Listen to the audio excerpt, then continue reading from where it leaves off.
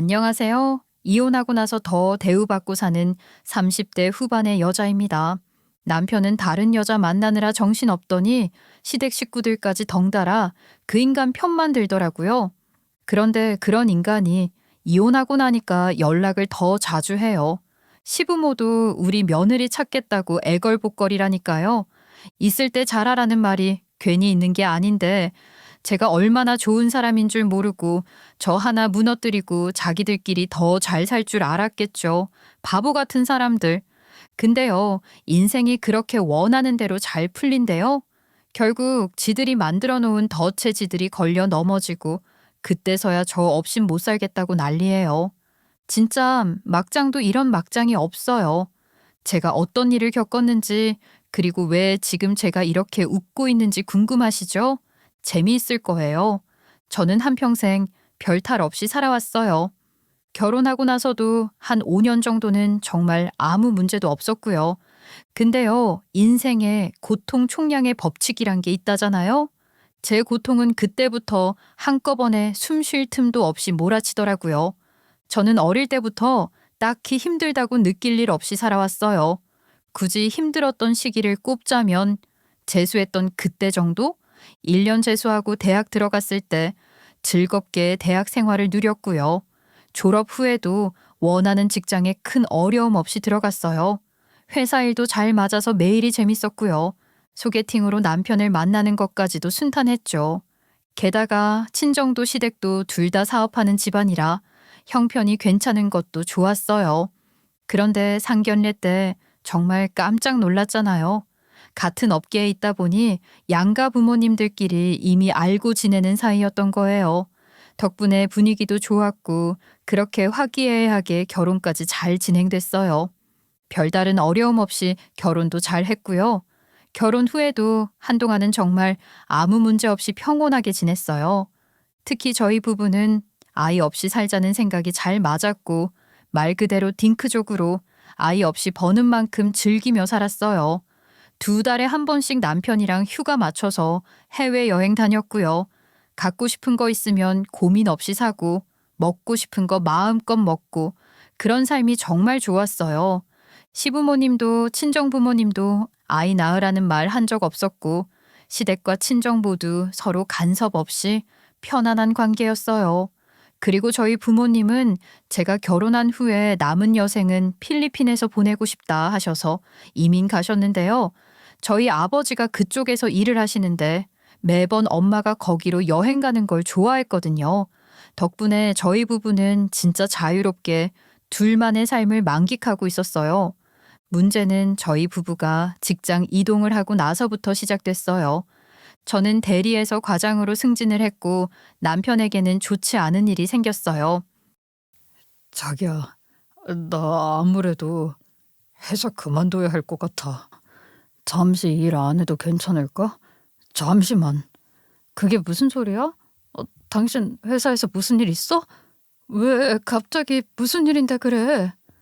내가 업무적으로 이 상사한테 대들었는데 그때부터 직장 내 괴롭힘이 시작됐어. 이미 참을 만큼 참았고 더 이상 맞서 싸우기도 싫고 그냥 그만두고 싶어. 진짜 당신 회사 사람들 미쳤다. 노동부에 신고하자. 그거 불법이야. 어떻게 사람이 사람을 괴롭힐 수가 있어? 그냥 다 그만하고 싶어. 나 요즘 마음이 너무 괴로워서 이제 이 회사에 있는 것만으로도 진절머리가 나. 그러면 뭐 해 먹고 살 건데? 내가 벌고 있긴 하지만 내 월급만으로는 예전처럼 우리 즐기면서 살 순 없을 거야. 그래서 말인데 아버지께 지원을 좀 받아보려고. 그래서 카페 하나 차려볼까 싶어. 이미 남편은 시아버님과는 구체적인 얘기를 나눠놨었고 회사에 대한 생각도 완전히 접은 상태더라고요. 그래서 결국 사표를 내고 시아버님께 지원금을 받아 카페 창업을 하게 됐어요. 동네 구석에 있는 조그만 카페가 아니고요. 교회 쪽에 있는 제법 규모 있는 베이커리 커피 전문점이었어요. 마침 제 친구가 인테리어 전문가였는데 그런 큰 공간 작업을 많이 해봤고 또 때마침 시간이 맞아서 제가 직접 부탁했어요. 그래서 제 친구가 우리 남편 카페 인테리어를 맡게 되었지요. 남편은 본격적으로 창업 준비에 들어가면서 정말 정신없이 바빠졌어요. 아침 일찍부터 나가고 밤늦게 들어오는 날이 다반사였고요. 하루 종일 외부 미팅에 장비 계약에 직원 면접까지 몸이 10개라도 모자랄 정도로 바쁘게 뛰어다녔어요. 집에 들어오면 말도 제대로 못할 만큼 피곤에 쩔어 있었고 식사는 대충 때우기 일쑤였고 대화다운 대화도 점점 줄어들었죠. 당연히 저도 남편이 얼마나 힘든지 아니까 잔소리는커녕 잘 쉬라고 배려해줬고요. 남편이 창업 준비로 정신없이 바빠졌던 그 시기에 저도 마침 과장으로 승진하면서 일이 확 늘어났어요. 책임도 커졌고 보고해야 할 일도 많아졌고 회식이며 외부 미팅이며 퇴근하고 집에 들어오면 하루가 다 갔더라고요. 그러다 보니 저희 둘 다 각자 바쁘다는 이유로 얼굴 마주치는 시간도 점점 줄어들었고 저녁을 같이 먹는 날도 드물어졌어요. 휴일에는 서로 뻗어 자느라 대화 한마디 제대로 못 나눌 때도 많았고요. 그래도 그땐 우리 지금 다 열심히 사는 거다 싶었고요. 잠깐 바쁜 시기가 지나가면 예전처럼 다시 여유가 와서 즐기면서 살기를 꿈꿨죠. 둘 다 각자 위치에서 최선을 다하고 있으니까 그런 날이 곧 올 거라고 생각하며 하루하루를 버텼던 것 같아요. 카페는 생각보다 빨리 완성됐어요. 공사가 끝났다고 해서 남편 따라 가봤는데 정말 깜짝 놀랐어요. 겉에서 보기엔 그냥 깔끔한 외관이었는데 안으로 들어가 보니까 분위기가 완전히 달랐어요. 천장이 뻥 뚫린 복층 구조에 벽면 전체가 통유리였고요. 조명, 가구, 디스플레이 하나하나까지 전부 세심하게 고른 티가 났어요. 인테리어에 참여한 제 친구 실력도 있었지만 하나하나 모든 게 남편 스타일이라 정말 공을 많이 들였다는 게 느껴졌어요. 베이커리 진열대랑 커피바가 호텔 카페처럼 세련되게 꾸며져 있었고요. 손님들 포토존으로 딱일 만한 공간도 따로 마련돼 있었어요. 그것들을 보면서 예쁘기도 했지만 한편으로는 이 정도까지 아버님이 투자할 만큼 재력이 있구나 싶었어요. 어쨌든 이게 다 저희 거라니 너무 좋았죠. 우와, 진짜 너무 예쁘다. 나 같아도 커피 마시러 오겠는데? 이 정도면 곧 유명해지는 거 아니야? 막 맛집, 멋집으로도 뜨고 말이야. 두고 봐. 나 진짜 이번에 온 힘 다 쏟았어. 이제 돈 쓸어 모으기만 하면 돼. 기대해. 내가 호강 제대로 시켜줄 테니까. 카페를 바라보며 남편과 함께 의지를 다지고 앞으로의 미래를 그려봤어요. 그 순간만큼은 저도 정말 기대됐어요. 정말 꿈꾸는 대로 이루어질 수 있을 것 같은 희망이 있었고요. 모든 것을 다 할 수 있다는 의욕도 많았습니다. 며칠 뒤 드디어 카페 개업식 날이었어요. 저는 친구들을 초대해서 다 함께 티타임을 가졌고 그날은 정말 오랜만에 웃고 떠들며 행복한 시간을 보냈어요. 저를 포함해 4명이 단짝인데요. 그중 한 친구는 이번에 인테리어를 맡아준 친구고 유일하게 아직 미혼이에요. 나머지 2 친구는 저처럼 유부녀고요. 우린 늘 의지하며 지내는 사이고요. 그날도 서로 축하해주고 응원해 주었어요. 그런데 저희 넷 중에 3명은 유부녀이다 보니까 만날 때마다 제일 궁금한 건 항상 미혼인 친구의 연애 이야기예요. 그 친구는 인테리어를 맡아준 그 친구인데요. 외모도 정말 예뻐요. 눈에 띄게 또렷한 이목구비에 몸매도 완벽 그 자체. 들어갈 때 쏙 들어가고 나올 때 확실히 나온다고 해야 하나요? 한때 별명이 이영애였을 정도예요. 어떤 이미지인지 딱 떠오르시죠? 남자들이 가만둘 리가 없잖아요. 정말 엄청 꼬여요. 그 이야기 자체로도 재밌는데요. 근데 또 얘가 연애할 땐 성격이 꽤 까칠하거든요. 나쁜 여자 스타일이에요. 한 번도 먼저 좋아해 본 적도 없고요. 사귀더라도 항상 선을 그어서 남자들이 더 목을 매게 했어요. 그 친구가 툭 던지는 말 한마디, 쌀쌀맞은 표정이 그렇게 매력 있나 봐요. 좋아하지도 않는데 그냥 사귀는 이야기들이 저희는 어찌나 재밌던지요. 남자들이 불쌍해지면서 또 한편으로는 제 친구가 황당한 연애를 하는 게 어디서 듣도 보도 못한 이야기들이라 저희끼리 만나면 늘 그 친구 연애사가 단골 메뉴예요.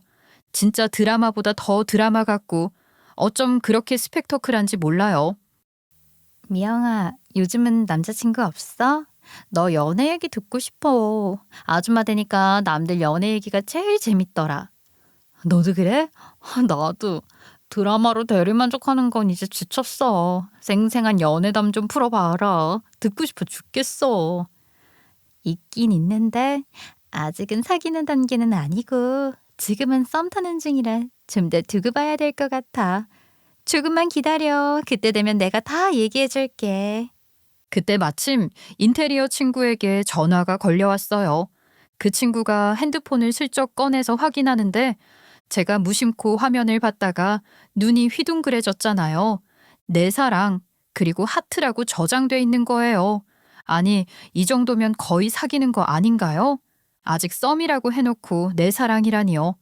게다가 단 한 번도 제 친구가 남자친구를 내 사랑이라고 저장해 놓은 적을 본 적이 없어요.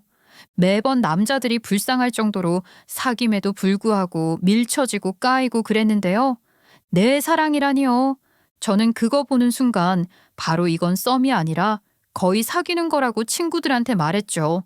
그때부터 저희 셋은 난리가 났어요. 완전 사귀는 거라고 빨리 얘기해보라고 사진 줘보라며 아주 깔깔거리면서 몰아가기 시작했어요.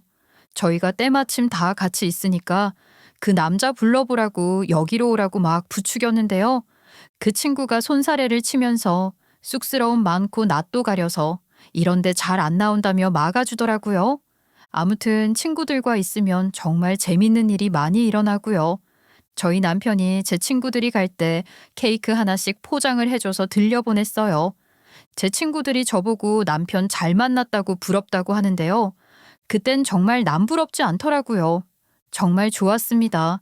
제가 필리핀에 계신 저희 부모님께 시아버님께서 큰 돈을 지원해 주셔서 남편이 제법 규모 있는 베이커리 카페를 창업하게 됐다고 말씀드렸더니 저희 부모님도 가만히 계시는 분들이 아니세요. 괜히 신세만 지고 있다고 생각하셨는지 시부모님이 카페를 해주셨는데 저희 부모님도 뭔가 해야겠다고 마음을 먹으셨나 봐요. 그러더니 어느 날 갑자기 펜트하우스를 주셨어요. 원래 저희 부모님 소유였던 집인데 세를 주고 있었거든요. 그 세입자들을 내보내고는 제 앞으로 명의까지 바꿔주시고 그렇게 저희 부부는 그 펜트하우스로 이사하게 됐습니다. 좋은 일이 정말 연속으로 터졌어요. 남편의 베이커리 카페 창업에 이어 펜트하우스로 이사까지 하게 되니 진짜 말 그대로 인생이 술술 풀리는 느낌이었어요. 창밖 야경을 보며 샴페인 한잔 하던 순간엔 진짜 부자 된 것 같은 기분이었고요. 좋은 날이니 당연히 제 친구들을 초대해 집들이를 했어요. 그날 남편도 일부러 일찍 들어왔고 저희 넷이 모이면 분위기 얼마나 좋겠어요. 와인 꺼내고 안주 늘어놓고 남편까지 합세해서 다 함께 밤늦게까지 술을 마셨죠. 정말 오랜만에 배꼽 빠지게 웃고 얼굴 붉어지도록 수다 떨고 새벽까지 배에 근육이 아플 정도로 웃었어요. 그중 두 친구는 결혼을 했기 때문에 남편들이 직접 데리러 와서 집으로 돌아갔고 미혼인 인테리어 친구에게는 밤도 너무 늦었고 혼자 집에 보내기가 위험해서 게스트 룸에서 자라고 했습니다. 저도 그날 너무 피곤해서 씻고 누워서 바로 잠들었는데요. 그 다음 날 친구가 아침 7시에 출근을 해야 한다고 해서 그래도 친구 가는 길에 따뜻한 해장국 한 그릇 챙겨주고 싶더라고요. 저는 피곤했지만 새벽 5시에 눈을 떴어요. 근데 이상하더라고요. 분명 남편이 옆에서 자고 있었는데 일어나 보니까 침대에 남편이 없는 거예요. 물 마시러 나갔나 싶어서 거실을 둘러봤죠. 근데 거기도 없고 화장실도 비어 있었어요. 집 안이 조용한데 어딘가에서 아주 미세한 소리가 들리더라고요. 뭔가 이상해서 조심스럽게 소리가 나는 방향으로 걸어갔어요. 그리고 게스트룸 문 앞에서 멈췄는데 그 순간 저 정말 심장이 덜컥 내려앉는 줄 알았어요.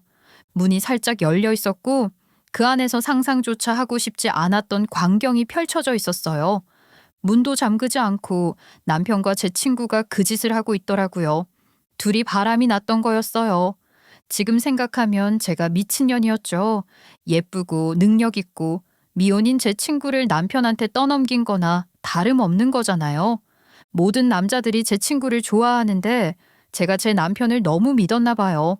저와도 사이가 좋았기 때문에 남편이 설마 저랑 제일 친한 친구와 바람이 날 거라고는 상상도 못했는데요. 또 제 친구는 워낙 남자를 갖고 노는 사람이기 때문에 제 남편이 그 상대가 될 거라고는 생각지 못했었어요. 순간 떠오르더라고요. 내 사랑이라고 핸드폰에 저장되어 있는 그 이름이 얘 지금 진심인가? 그런 생각도 들었고요. 복잡했지만 자제력이 없는 저 둘이 제 집에서 그 짓을 하는 걸 딱 보니까 오히려 정신이 맑아져서 불을 켜고 그 년놈들을 거실로 불러냈습니다.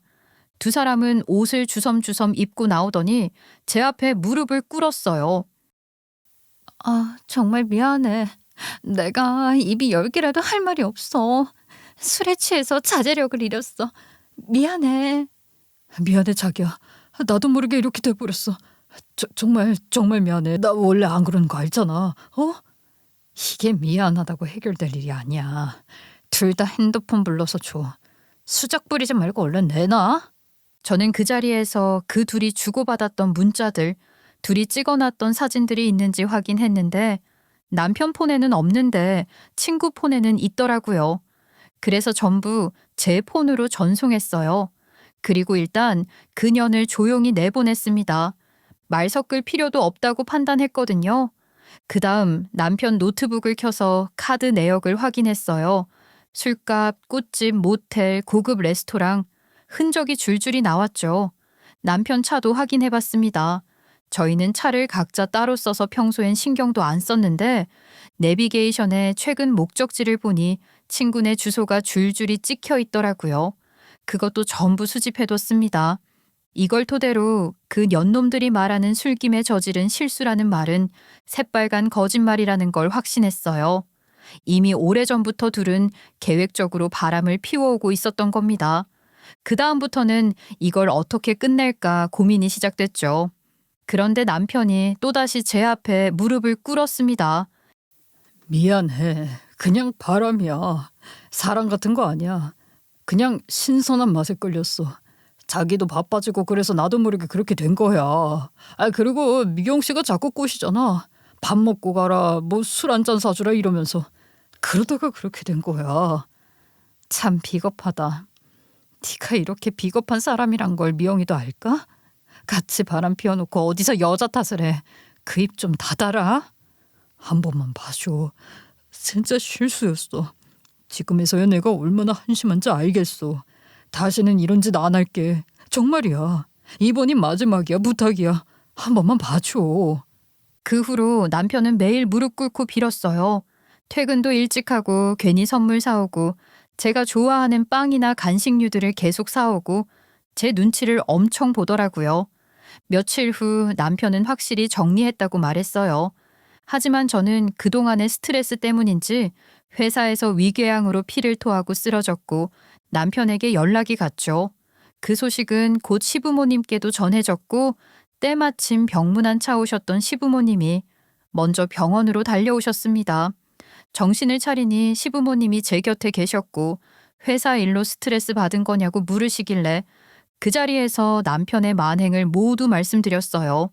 마침 남편이 병실로 들어왔고 시부모님은 그 자리에서 남편 뺨을 때리셨죠. 남편은 또 무릎을 꿇었고 시부모님은 그 인간을 강하게 꾸짖었습니다. 아휴, 의사 말이 위궤양이 스트레스 때문이라는데 이게 다 너 때문이잖아. 너 네 와이프 저 세상 보낼 작정이야? 얼마나 더 후회하려고. 도대체 어떤 년이야? 당장 데려와. 머리털을 다 뽑아버릴 거야. 사내 놈이 부끄러운 줄도 모르고 집에서 딴 년이랑 그딴 짓을 해. 이 모질한 새끼야. 내 아들이라는 게 부끄럽다. 부끄러워. 너 안 되겠어. 토자금 반납해. 그리고 호적에서 파버릴 거야 아주. 너 앞으로 내 아들 아니야. 얼마나 몰아붙이시던지 두 분 다 정말 아작을 낼 기세로 달려드셨고 그 인간은 결국 눈물을 뚝뚝 흘리더라고요. 그 뒤로도 수시로 남편을 붙잡고 혼내셨습니다. 시부모님은 계속 저한테 미안하다며 선물도 챙겨주시고 용돈도 주시고 맛있는 음식도 보내셨어요. 그러면서 한 번만 용서해달라고 다시 기회를 줘보라고 하시더라고요. 남자들이 저지르는 바람은 대부분 정말 그냥 한때의 일로 끝나는 경우가 많다면서 이번엔 일이 크게 터진 만큼 초반에 제대로 혼을 내놨으니 이제는 2번 다시 그런 짓 안 할 거라고도 하셨어요. 남편도 한 집에 살면서 제 눈치를 살살 보며 조심히 지냈고 이제야 정신 차렸다며 2번 다시는 그런 짓 안 하겠다고 거듭 반성했어요. 그 절절한 모습에 저도 어느 정도 화가 누그러졌어요. 그리고 인테리어 친구가 저한테 전화가 왔어요. 많이 미안해. 네 남편과는 끝냈어. 네 입장에서 생각해보니까 내가 사과하는 것보다 그냥 사라져주는 게 너한테 더 나을 것 같더라. 그래서 나 제주도로 내려가. 다시는 돌아오지 않을 거고 그동안 정말 미안했어. 그래, 너 가서 돌아오지 마. 내 용서 바라지도 말고. 내가 진짜 예정을 봐서 상간여고소 안 하는 거야. 다시는 내 눈앞에 띄지 말고 전화도 마라. 알았어, 이년아? 그때부터 남편은 정말 건실하게 살기 시작했어요. 카페랑 집만 오가며 조용히 지냈고요. 하지만 저는 그 일 이후로 의심이 많아졌는데요. 남편은 그런 저를 계속 안심시키려 했어요. 카페 CCTV는 컴퓨터로 확인 가능한데 출퇴근 시간을 캡처해서 매번 확인시켜줬고요. 베이커리나 카페 관련 박람회, 세미나, 포럼 등에 갈 때도 수시로 사진 보내고 영상 통화도 하고 카드 내역 출력해서 보여주고 핸드폰도 정기적으로 확인하게 했어요. 그 시기엔 2호점 오픈 준비로 또 바빴는데요.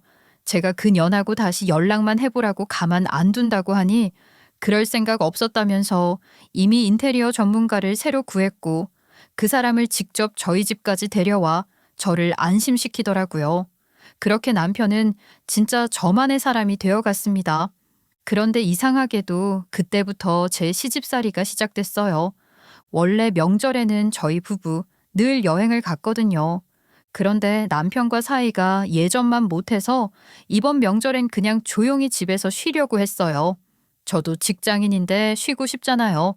그랬더니 시어머니께서 여행 안 갈 거면 전 부처오라시더라고요. 시댁에 친척들 다 모이는데 음식 해오고 인사하라는 거예요. 그동안은 한 번도 그런 말씀 안 하셨고 명절에도 자유롭게 지냈는데 이번엔 유난히 계속 오라고 하셔서 저는 반찬 가게에서 사서 갔습니다. 제가 직장 다니는데 언제 전을 부쳐요. 근데요, 친척들이 전을 한 입씩 먹고는 하나같이 말을 툭툭 던져요. 어머머, 정우색 씨가 전을 사왔네. 시댁이 가져오는 전을 어떻게 사올 수가 있어? 자세가 글러먹었네. 못해오면 차라리 안 해오는 게 낫지. 맛이 없어도 선수한 게 정성인데. 요즘 것들은 그 예의가 영 없어. 남편 쪽 친척분들은 조선시대에서 오신 줄 알았어요. 그깟전 하나 사왔다고 한참을 타박하더니 이젠 또 애는 언제 가질 거냐 시부모님께 잘하라. 잔소리에 구박까지 이어지는데 진짜 숨이 막히더라고요. 설거지는 또 어떻고요. 산처럼 쌓인 그릇을 그때 처음 봤습니다. 그래요, 한 번쯤은 참고 넘어가자고 하면서 넘기려 했어요. 근데요, 그 옆에서 남편이 그 모든 얘기를 듣고도 가만히 있는 거예요. 그게 진짜 더 열받더라고요. 게다가 시부모님이 어느 날 자기 집 보일러가 이상하다고 하시면서 말도 없이 저희 집으로 오셨어요. 2주 정도 쉬다 가겠다고 하시길래 그러시라고 했죠. 어차피 저는 낮엔 집에 없으니까요. 그런데요, 하루 이틀 지나면서 이것저것 제 살림에 간섭하시더니 설거지 하나 안 하시더라고요. 제가 바쁘니까 어머님, 아버님 편히 계시라고 도우미를 불렀어요. 그랬더니 요즘 사람들은 이런 살림 하나 힘들다고 도우미를 부르냐며 타박을 하시더라고요. 저는 어른께 대들지 말고 공경하라고 배웠어요. 그래서 대들진 않았고 제 입장을 조용히 설명드렸는데 반대로 더 큰 소리로 쏘아붙이시고요. 시아버님은 혀를 차셨어요. 시부모님과 같이 사는 게 너무 힘들어서 남편한테 부모님 이제 보내드리라고 했다가 그것 때문에 또 싸웠고요. 그 싸우는 걸 또 시부모님이 보셔서 제가 항상 남편을 이렇게 잡냐며 아주 저를 무슨 남편을 쥐잡듯이 잡는 며느리 취급을 하시는데요. 그때 알았어요. 이 집에선 제 편이 단 한 명도 없다는 걸요. 시부모님은 다행히 일주일만 계시고 돌아가셨어요. 그런데 그 다음 달 어머님 생신을 앞두고 저에게 특별 지시가 떨어졌어요. 아니, 지난번에 우리 집에 왔던 친척들이 너네가 펜트하우스에 산다고 하니까 다들 집 한번 보고 싶다지 않니? 알잖아. 나도 시댁 식구 입장이라 어려운 점이 있고. 제가 좀 뜨뜻미지근하게 전화를 받으니까 시어머니가 잠깐 뜸을 들이시더니 본론을 말씀하시더라고요. 그래서 말인데 내 생일을 니네 집에서 하면 어떨까? 그럼 많이 차릴 필요는 없고 그냥 평소 먹는 대로. 아니, 나도 며느리가 차려주는 밥상 한번 받아보고 싶다. 며느리 밥상 받으면 장수한다잖니. 내가 요즘에 건강도 안 좋고 내 친구도 얼마 전에 암으로 갔잖아. 장수하라는 의미로 꼭 네가 차려주는 생일상 받아보고 싶네. 그렇게까지 말씀하시니 거절하면 제가 장수하지 말라는 며느리가 되는 것 같아서 그 순간엔 일단 알겠다고 했어요. 하지만 곰곰이 생각해 보니 아무래도 어려울 것 같아서 다음 날 조심스럽게 전화를 드려 못하겠다고 말씀드렸죠. 그랬더니 이미 친척분들께 다 얘기해 놓으셨다네요. 이왕 이렇게 된 거 그냥 출장 뷔페를 부르고 그냥 접시만 잘 놓으면 되겠지 싶어서 최대한 마음 편히 하기로 했습니다. 저는 한창 시어머니 생신상을 어떻게 차릴지 고민 중이었어요. 출장 뷔페는 어디로 부를지, 현수막을 걸까 병풍을 둘까, 그릇과 식기는 몇 개나 되는지 하나하나 꼼꼼히 체크하고 있었죠. 그런데요, 그 무렵 남편의 만행을 알게 됐습니다. 그 미친 인간과 제 친구가 아직도 바람을 피우고 있었던 거예요. 어떻게 확인했냐면요. 그때 남편 띠가 삼재라고 저희 부모님께서 남편 차에 소금 단지를 넣어두라고 하셨거든요. 그러면 나쁜 운을 막아준다고요. 근데 남편은 천주교 신자라 이런 얘기 싫어해서 저 혼자 조용히 소금 넣으려고 쓰레기 버리고 온다고 하고 남편 차로 내려갔어요. 그런데요, 소금 단지를 넣고 차에서 나가려던 찰나에 그 차 안에서 벨소리가 울리는 거예요. 알고 보니까 남편이 세컨폰을 만들어서 그 폰은 차에 두고 다녔던 거였죠. 그 전화는 전에 바람 폈던 제 친구와 대화하기 위한 폰이었고요. 저는 그 자리에서 전화를 받지 않고 전화가 끊기기만을 기다렸다가 그 폰으로 저장된 문자들 사진들을 제 폰으로 다 찍어서 증거를 수집했습니다. 그리고 집에 돌아왔더니 남편은 샤워 중이었고 그 틈에 남편 핸드폰을 정말 정밀하게 뒤졌어요. 그랬더니 흔적이 나오더라고요. 알고 보니 둘은 급할 땐 중고거래 사이트 1:1 대화창을 이용해 연락했었고요. 그것도 들킬까봐 닉네임과 물품을 수시로 바꿔가며 흔적을 숨기고 있었어요. 만남은 대부분 박람회나 세미나에서 이뤄졌고 결제는 네이버 페이로. 그래서 카드 내역에는 가게 이름 하나 안 남았던 거죠. 근데 제가 직접 네이버페이 사용 내역을 열어보니까 수많은 모텔과 호텔 이름들이 줄줄이 뜨더라고요. 정말 기가 막혔습니다. 이 인간이 이렇게 치밀한 사람이었나 싶었고 순간 소름이 쫙 돋더라고요. 모든 증거를 정리해두고 샤워를 마치고 나온 남편한테 공개했어요. 당신 딱 걸렸어. 그년이랑 계속 바람 피우고 있었더라? 당신 차에 있던 세컨드 폰도 확인했고 중고거래 사이트에서 그년이랑 주고받은 메시지도 전부 확보했다고. 자, 이제 변명해봐. 뭐라고 할지 아주 기대가 되네. 이제는 빼도 박도 못하니까 더 이상 무릎도 꿇지 않더군요. 그냥 체념한 얼굴로 말하기 시작했습니다. 유감이야. 모르게 하려고 했는데 결국 다 알게 됐네. 그래, 나 솔직하게 말할게. 나 그 사람이랑 끊지 못하고 계속 만나고 있었어. 당신과 결혼한 건 조건이 좋아서였고 예쁘고 능력 있고 집안까지 탄탄하니까 우리 부모님이 밀어붙였지. 나도 당신 싫진 않았고 그래서 결혼했어. 근데 이젠 그만하고 싶어. 우리 이혼하자. 불륜 저질러 놓고 그럴 수밖에 없었다고 변명하는 거야? 나는 잘못한 거 없고 결혼 생활에 부족함 없었어. 내 탓하지 마. 아니야. 당신은 잘했어. 그런 말 하려는 게 아니야. 내가 쓰레기고 내가 병신이지. 근데 결혼 생활이 그것만 있는 게 아니더라. 그 사람 만나고 나니까 내가 사람으로서 채워지는 느낌이었어. 연병하고 있네. 나에게 없는 걸 찾은 거겠지. 내가 잘해줬으니까 배부른 줄도 모르고 간식 찾은 거야. 맞아. 당신은 나한테 잘했어. 근데 그 사람은 날 계속 자극하더라고. 그게 재밌었어. 그 사람 만나고 내가 변화된 걸 느꼈다고. 내가 진짜 사랑하는 사람을 이제야 만난 거야. 결혼 안 했으면 그 친구가 내 아내가 됐을지도 몰라. 미쳤구나. 미쳤어. 불륜 저지르고 배신하고 이제 와서 뭐 사랑 찾았다고? 야, 이 미친 새끼야. 이게 인간이야? 나는 조건이었고 걔는 사랑이다. 와, 역겹다 정말. 미안해. 그러니까 이혼해줘. 그 사람 지금 임신했어. 지금 17주고 아들이래. 애가 생기니까 알겠더라고. 나 아이 좋아하더라고. 이미 강은 건넜고 헤어져줘. 원하는 만큼 위자료 줄게. 하라는 대로 다 할 테니까 이제 그 사람과 살게 해줘.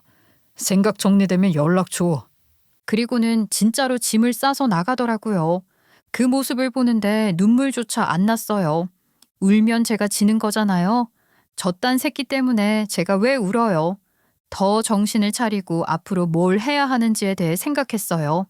일단 증거들을 모아서 이혼 소송 해야겠다는 생각에 증거를 정리하려고 남편의 컴퓨터를 켰어요.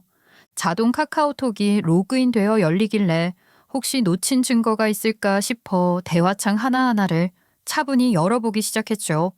그런데요, 기가 막힌 걸 발견했어요. 시부모님도 이 모든 걸 알고 있었던 거예요. 남편과 그 상간녀인 제 친구가 계속 만나고 있었던 것과 임신했던 걸요. 그동안 남편과 시부모님이 나눈 카톡은 신경도 안 썼었는데 그 대화들 속에서 도저히 믿기 힘든 내용이 튀어나왔어요. 시어머니가 내 생일날 세기를 박자. 그 기센 네 친척 어르신들 다 데리고 가서 너희 집 엎어버리면 이혼 소리 안 나오고 배겨. 아 그때 이혼해. 위자료야 얼마든지 줄 테니까. 그러니까 저를 이혼시키려고 시부모랑 남편이 작당해서 저를 괴롭히고 있었던 거예요. 제가 먼저 포기하게 만들려고 일부러 제 자존심을 짓밟고 길을 꺾으려고 했던 거예요. 다 짜여진 판이었던 거죠. 그 순간 소름이 끼치기도 했고 치가 떨려서 손끝이 덜덜 떨릴 정도였어요. 그런데 당하고 싶지만은 않더라고요. 일단 시어머니 생신을 제가 차려주기로 했잖아요. 이것부터 해주기가 싫은 거예요. 그래서 취소를 하려고 했는데요. 생각해보니까 이걸 역으로 이용할 수가 있겠더라고요. 그래서 남편한테 전화를 걸었죠. 내가 당신 정말 믿고 진절머리가 나는데 하지만 어머님이 나한테 잘해주셨던 건 사실이니까 그 보답은 해드리고 싶어. 이혼은 생신 지나고 하자. 어머님 생신상은 이미 주문 다 넣었고 장수의 의미라고까지 하셨는데 지금 취소하는 건 도리가 아니니까. 그날 하루는 어머님 아버님께 우리 사이 들키지 말고 아무 일 없었던 것처럼 해. 생신만 지나면 내가 이혼해 줄 테니까. 고마워. 정말 고맙고 미안하고 내가 정말 염치 없고 이러면 안 되는 줄 알지만 당신 말대로 할게. 남편도 시부모님도 아무도 몰랐죠. 제가 이미 그들 작당한 걸 전부 다 알고 있다는 걸요. 저는 아무것도 모르는 척 속으론 치밀하게 계획을 세우고 있었어요. 그리고 생신 전날 어머님이 전화를 하셔서 진행 상황을 물어보시더라고요. 준비는 잘했네. 어른들 가니까 뭐 풍선이니 폭죽이니 그런 건 너무 요란하니까 그런 건 다 빼고 무난하게 해. 한 20명 정도 올 거니까 음식은 부족하지 않게 준비하고. 걱정 마세요, 어머님. 충분히 준비했어요. 혹시 더 오실 분 있으면 얼마든지 함께 오세요. 아이고 그래? 그러면은 친구들도 불러야겠다. 아 다들 궁금해하더라고. 얼마나 잘해놨는지 꼭 보고 싶다고 하더라. 그러면 다 같이 갈게. 그 말에 저는 속으로 조용히 웃었어요. 그래요, 더 부르세요. 제가 평생 잊을 수 없는 생신을 만들어 드릴 테니까요.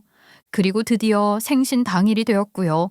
손님들은 하나둘 정해진 시간에 맞춰 도착하기 시작했습니다. 먼저 시댁 친척 어르신들이 들어오시고 곧이어 시어머니의 지인들과 친구분들도 도착하셨어요. 물론 제 남편도 왔고요. 어른들은 집 이곳저곳을 보시곤 감탄하시더라고요. 아이고, 펜트하우스 정말 좋다. 이런 집은 드라마에서나 나오는 줄 알았지? 실제로 보는 건 처음이네. 어머마, 여기는 계단도 있네. 이야, 이런 집 살면서 시부모한테는 그렇게 해? 아이, 시댁에 선물 한번 사보낸 적이 없다던데. 요즘 애들이 그런 걸 알긴 하나? 하나하나 다 가르쳐줘야지. 안 그러니 조카 며느리야? 친척 어르신들은 절 구워 먹을 태세로 잔소리 시동을 걸더라고요. 근데요, 저는 당하고만 있는 스타일이 아니잖아요. 네, 고모님, 제가 많이 부족해요. 모르는 게 하도 많아서요. 하나하나 잘 가르쳐 주세요. 아랫사람은 배워나가야죠. 그쵸, 어머님? 제가 일부러 어머님까지 끌어들여 말을 던졌더니 시어머니는 순간 떨떠름한 표정을 지으시더라고요. 왜냐고요? 고모님들 입장에서 보면 시어머니도 아랫사람이잖아요. 제가 그걸 몰라서 언급했겠어요? 일부러 계산해서 입에 올린 거죠. 어머님이 그 고모님들 얼마나 싫어하는지 저도 잘 알거든요. 그런데 그 고모님들을 집까지 초대하고 저 괴롭히겠다고 이 고생을 다 감수하신 거예요. 그 광경을 보니 슬슬 끝낼 때가 다가온다는 생각이 들더라고요. 아이, 그런데 차린 게 왜 없니? 아직 음식 도착 안 했어. 어르신들 배고프면 화부터 내셔. 아이, 얼른 체크해봐라. 네, 다 준비됐어요, 어머님. 일단 영상 하나 보시고 그 다음에 식사 시간 가질 거예요. 정말 맛있고 푸짐하게 준비해놨으니까 걱정 마시고요. 아유, 어머님부터 편하게 앉으세요. 자, 일로 오세요. 그렇게 말하고 저는 친척 어르신들을 차례로 자리에 안내했습니다. 고급스러운 테이블 위엔 식기와 물잔만 가지런히 놓여 있었고 분위기는 아직 잔잔했죠. 하지만 저는 폭탄 하나를 준비하고 있었습니다. 저희 집에는 큰 스크린이 하나 있어요. 시어머니 생신을 위한 영상이 준비돼 있다고 했고 모두 자리에 앉으신 걸 확인한 뒤 조명을 낮추고 영상을 틀었습니다. 처음 화면엔 저희 둘이 결혼했던 날의 사진이 잔잔하게 흘러나왔어요. 함께 웃는 얼굴, 손을 맞잡고 있는 웨딩 사진과 결혼식 날 시어머님과 시아버님의 모습까지 잔잔한 배경음악에 담았어요. 친척 몇 분은 보기 좋네하며 감탄도 하셨죠. 그런데 바로 그 다음 순간 쨍하고 사진이 화면 가득 갈라지듯 깨지면서 음악은 멈추고 영상 분위기가 180도 바뀌었어요. 바로 남편의 바람에 대한 영상이 시작되었어요. 처음엔 남편과 그 상간녀의 존재에 대해 설명했어요. 그 상간녀가 제 친구라는 것과 저희 집에서 그 짓을 했다는 것까지도요. 그 다음에는 주고받은 문자 메시지를 공개했어요. 오늘도 보고 싶어. 함께 살고 싶다. 그런 문장들이 화면을 가득 채웠습니다. 곧이어 둘이 찍은 셀카를 공개했어요. 그리고 모텔로 들어가는 CCTV 영상과 제가 수집한 네이버페이 내역과 중고거래 1:1 채팅 대화창까지도요. 보여줄 수 있는 건 다 보여드렸습니다. 그리고 피날레는 시부모님과 남편이 나눈 카카오톡 대화로 장식했어요. 내 생일날 세기를 박자. 친척들 다 데리고 가서 집 엎어버리면 이혼 안 하겠어? 위자료는 줄 테니까 확실히 끝내. 그 대화들이 화면에 그대로 올라갔고 순식간에 거실은 친척분들의 욕으로 가득 찼습니다. 아이, 이런 쌍놈의 새끼를 만나. 아이, 그러니까 바람을 핀 거야. 저놈의 새끼가 조카 며느리가 멀쩡한데 조카 며느리 친구랑 바람을 펴? 욕을요 얼마나 찰지게 하시는지 그동안 쌓여있던 채증이 다 내려가는 것 같았어요. 저는 담담하게 마이크라도 든 듯 모두가 듣기에 또박또박 말했죠. 네, 본 그대로예요. 저 조강지처고 이 인간이 제 친구랑 바람을 펴서 혼외자를 만들었고 그게 그렇게 탐나서 시부모라는 작자들은 상간녀를 며느리로 들이기 위해서 절 이혼시키려고 하더라고요. 세 사람의 계획에 여러분들이 들러리로 초대된 거예요. 절 고생시켜서 이혼시키려고요. 어머님, 제 말이 맞죠? 어디 할 말 있으면 해보세요. 순간 거실에는 차마 여기에 담을 수 없을 만한 욕들이 나왔고요. 그제야 시어머니가 얼굴이 붉게 달아오른 채 소리를 질렀습니다. 얘 너 지금 내 생일날 뭐 하는 짓이야? 어른들 모셔놓고 이게 무슨 망신이야? 당장 영상 꺼. 이거 얼른 안 꺼? 왜요? 제가 맛있는 것 준비해준다고 했잖아요. 그게 바로 욕이랍니다. 욕 많이 드시고 가세요. 그리고 저는 준비해둔 이혼 소장 추안을 꺼내 남편 앞에 퍽 하고 던졌습니다.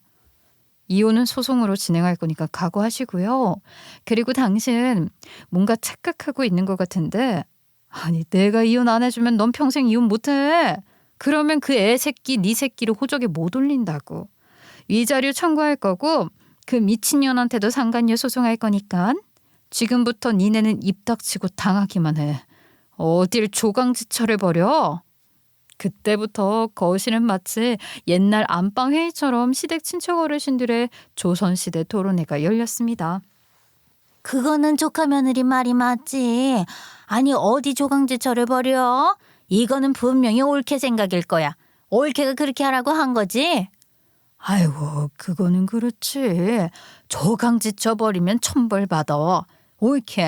올케는 정신머리가 어떻게 됐길래 아들을 상간녀랑 엮으려고 해? 애가 있으니까 그렇지. 근데 그 애는 조카 며느리가 키우면 되지 뭘 결혼을 시켜. 옛날에도 그랬어. 배다른 자식은 다 본처가 키웠어. 이런 조선시대 사람들이 얘기가 잘 흘러가다가 꼭 이상한 쪽으로 흐르더라고요. 세상에 지금 제 앞에서 저딴 말들을 늘어놓고 있는 거예요. 저는 그들을 쏘아보며 차갑게 말했죠. 아니 지금 무슨 소리를 하고 계신 거예요?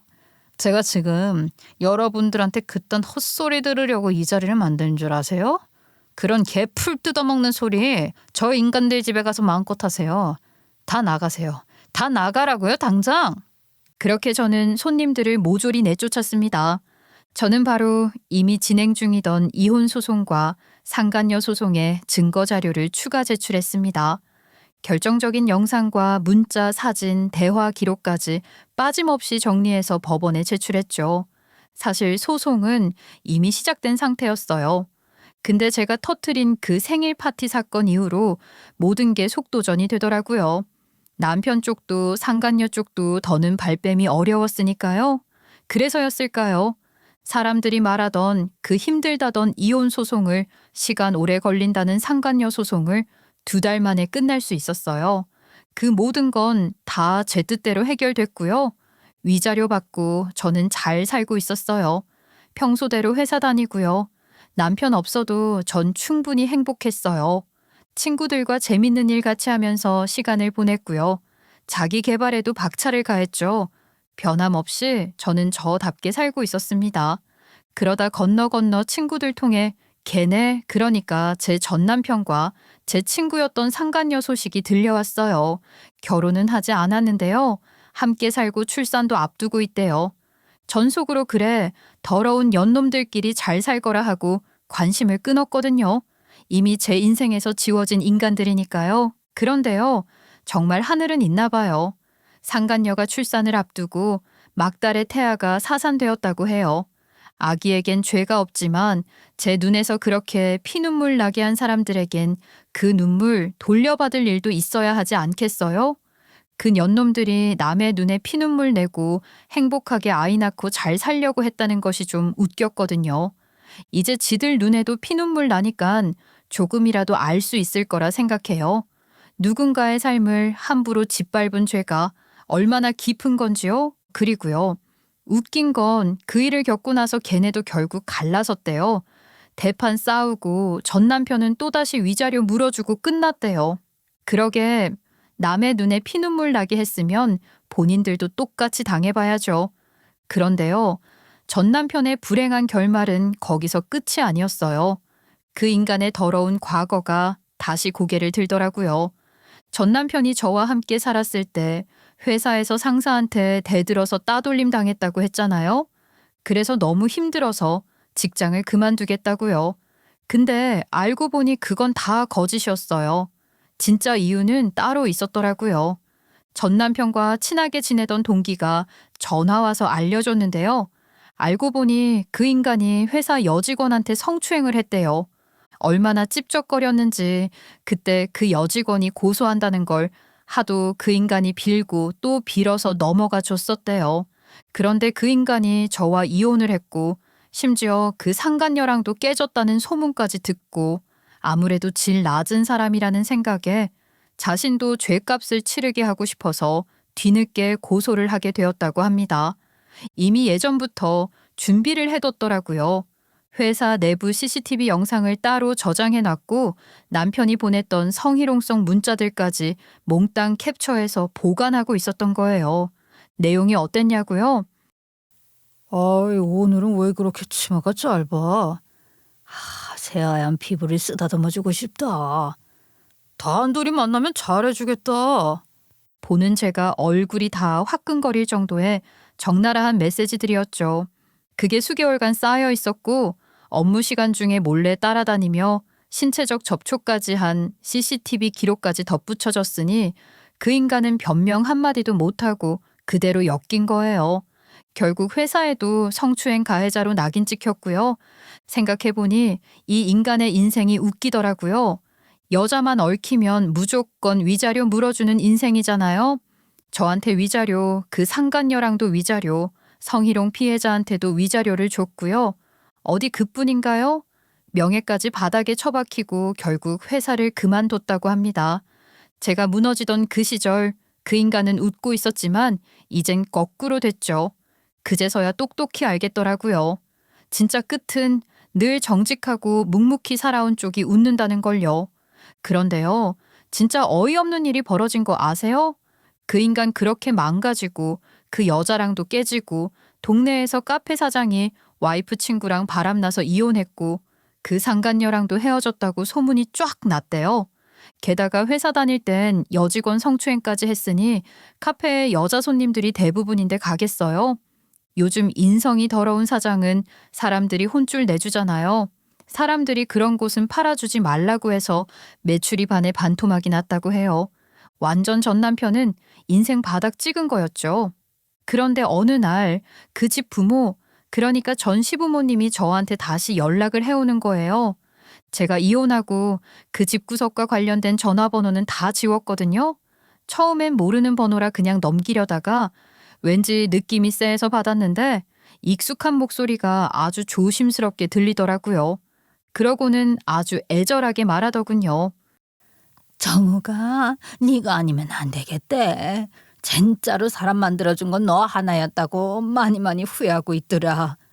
혹시 한 번만 더 기회를 줄 수는 없겠니? 진심이었을까요? 아니요. 그 인간이 바닥에 떨어지니까 이제 와서 제가 그나마 인간 만들어준 전처로 보였던 거겠죠. 정말 가관이었습니다. 그리고요, 하루는 아예 회사 앞으로까지 찾아왔어요. 딱 점심시간, 사람들 많은 시간에요. 이미 점심 먹으러 회사 앞에 나왔는데 전화가 왔어요. 같이 얘기를 할 수 있겠냐고요. 사람들 많아서 뿌리칠 수 없어서 같이 조용한 데로 갔는데요. 내가 염치 없이 찾아와서 미안해. 생각해보니까 너만한 애가 없더라. 내가 그때 헷가닥했었나 봐. 네가 정말로 최고였어. 최고. 정말 미안해. 그때 그 여자애가 임신했다고 해서 그랬던 거야. 너도 우리 아들 괜찮아서 결혼한 거잖니?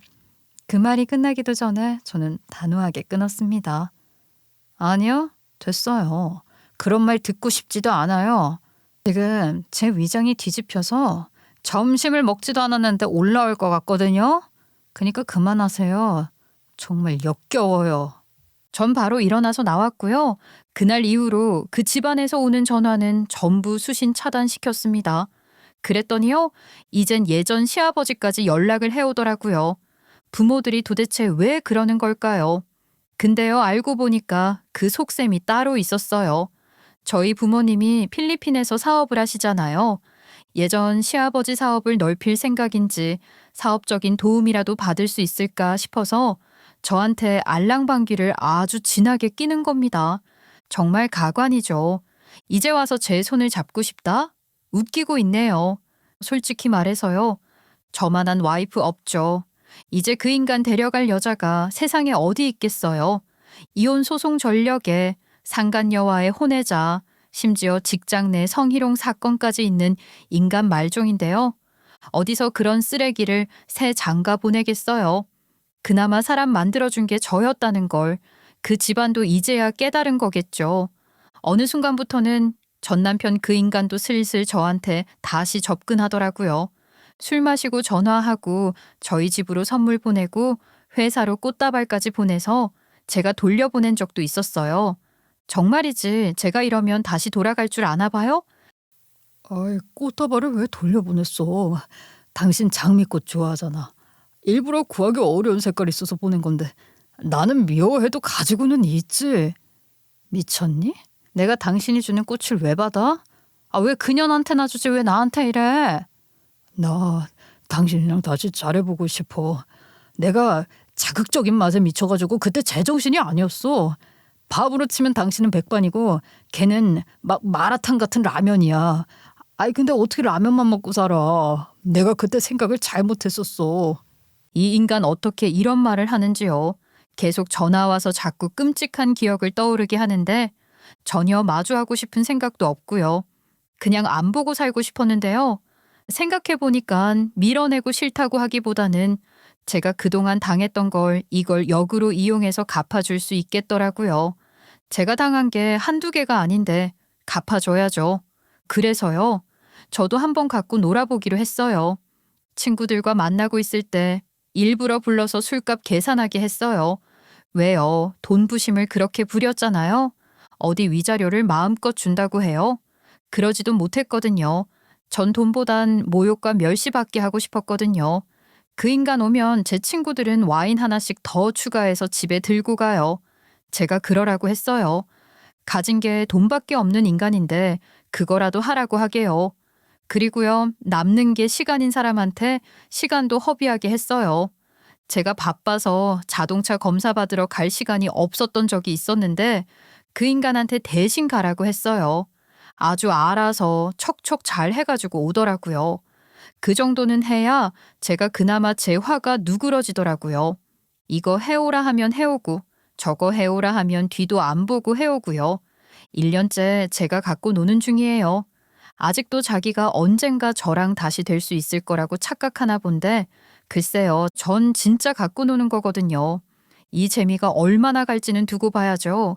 그 상간녀는요, 정말 기가 막히게도 소문도 없이 사라졌어요. 어디로 갔는지 어떻게 살고 있는지 아무도 몰라요. 원래 저 포함해서 넷이 죽고 못 사는 4인방이었잖아요. 제 2명의 친구들은 당연히 걔 손절했어요. 아예 연락을 끊고 번호까지 차단했다더라고요. 제가 듣기로는 그 이후에 제 다른 무리의 친구들이랑도 한두 명 연락을 이어갔었는데 그마저도 연락되는 사람이 단 한 명도 없답니다. 걔네들은 아예 대놓고 더러운 년이라고 욕하고 연락 끊었다고 하더라고요. 인생 그렇게 살았으면 당연히 그런 욕 들을만 하죠. 안 그래요? 그 얼굴 들고 어디 나서겠어요? 친구도 신뢰도 자존심도 다 잃고 이제 남은 게 없을 테니까요. 혹시라도 동창회에 와서 얼굴 내밀기라도 하면 정말 물 한 바가지 끼얹어 줄 생각이에요. 근데 나올 일은 없겠지만요. 지금쯤이면 사람들 시선 피해 숨어 살겠죠. 그게 본인이 선택한 길이니까 후회도 벌도 외로움도 혼자 다 짊어지고 살길 바래요. 난 이제 홀가분하게 잘 살고 있어요. 생각해보니까 결혼을 했다고 해서 제 인생을 포기하면 안 되는 것 같아요. 계속 회사 다니고 제 취미 계속 이어가고 인간관계도 계속 이어왔고 그 결과 이혼을 해서도 똑같이 이어가니까 제 삶은 큰 변화가 없는 것 같아요. 그렇게 저는 제 인생을 송두리째 흔들어 놓은 그 인간과 그 집안 그리고 그 바람난 친구에게 끝까지 참지 않고 끝까지 받아치고 끝까지 제가 당한 만큼 돌려줬습니다. 사람들이 가끔 물어요. 후련하냐고 다 잊었냐고 용서했냐고요. 아니요. 용서는 안 했어요. 그저 복수는 할 만큼 했다는 거죠. 그 인간이 다시는 남을 쉽게 무시하거나 짓밟지 못하게 그 집안이 다시는 아무 죄 없는 사람을 끌어내리려 하지 못하게 저는 할 수 있는 걸 다 했고 지켜야 할 것도 지켰어요. 그리고 이 글을 마무리하며 드는 생각은요. 이제 저라면 꿈뻑 죽는 그놈의 집구석 그만 갖고 놀아야겠어요. 재밌었지만 이쯤이면 됐죠. 저는 제 인생을 다시 살아야 하니까요. 복수가 끝났으니 이제 제 행복을 시작할 시간이에요. 여러분, 제 새로운 인생 응원해 주실 거죠? 제 이야기는 여기까지입니다. 감사합니다.